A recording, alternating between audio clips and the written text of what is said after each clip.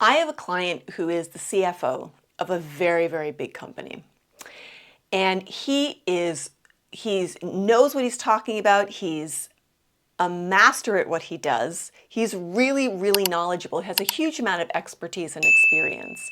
And when he's talking with his team, when he's talking with his colleagues and other C-level executives, he's absolutely fine. But when he gets in front of the board, he falls apart.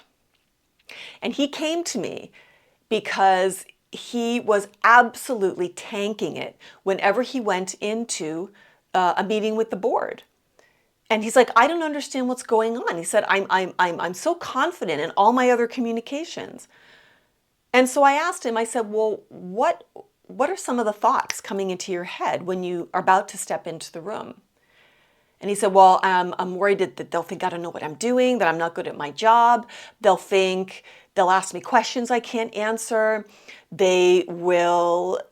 If they don't think I'm good at what I do, then they'll fire me and then I won't be able to pay my mortgage and then the kids won't get presents for Christmas and then I'll have to sell my house. I mean, it was this tumble of thoughts that came into his head. And basically what they all boiled down to was fear of other people's opinions, fear of the future, basically fear of things that you can't control. And what we realized was that there were two boxes of things. One, things that he could control, and one, things that he could not. And the things that he couldn't control are what the board decided to do, their behavior, what they thought about him, their judgments of him, what their decisions were afterwards, the outcome of the meeting. Those things he couldn't control. And then we looked at the things that he can control.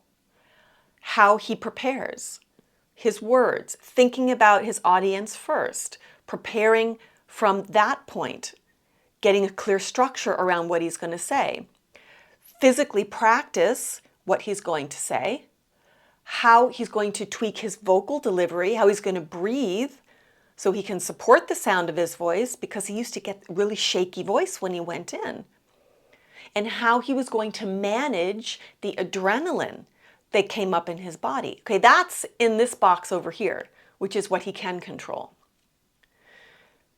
And it was this huge light bulb moment of there are so many things when it comes to very high pressure situations, high stakes situations, communication situations, meetings, pitches, board meetings. There are a lot of things in this basket that you can't control. That you have to put over to the side because you cannot control other people. And most of those things have to do with other people. Their behaviors, their decisions, what they decide to do, their judgments, all of that. Then there's a heck of a lot in this basket, which is how you are using your body to communicate, how you're using the tools to help manage the energy, the adrenaline that comes up in your body, how you're using your voice to communicate. And first and foremost, the words, how you are thinking about the audience. How are you going to hook them in at the beginning? How are you going to get clarity, structure, credibility around your words and what you're saying? That's huge. Now that basket, that's a lot of things that you can control in this basket. And when he realized that and started to focus on the things that he can control and preparing, practicing, and playing with those tools and techniques before he went into the room. So he had a clear structure.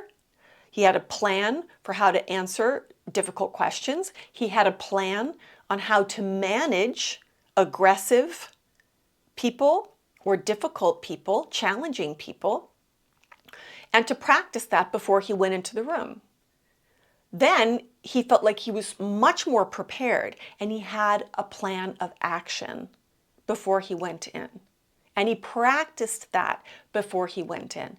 And you know something? He came back to me last week and he said it wasn't perfect, but he said he felt so much more grounded and so much more able to handle whatever those five monsters sitting in front of him, which is how he felt about them.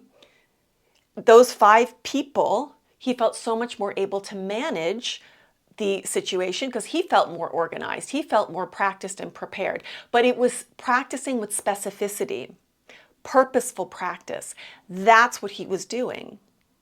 And that's not the same thing as just running over your thoughts over and over in your head. It doesn't work. It's all up here.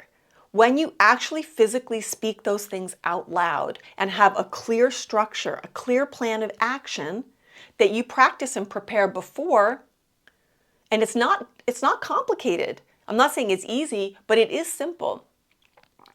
Preparing all of that and practicing before he went in, he came back to me and he was like, it was such a different experience for him. And he felt like he was more concise and clear with what he was giving the board.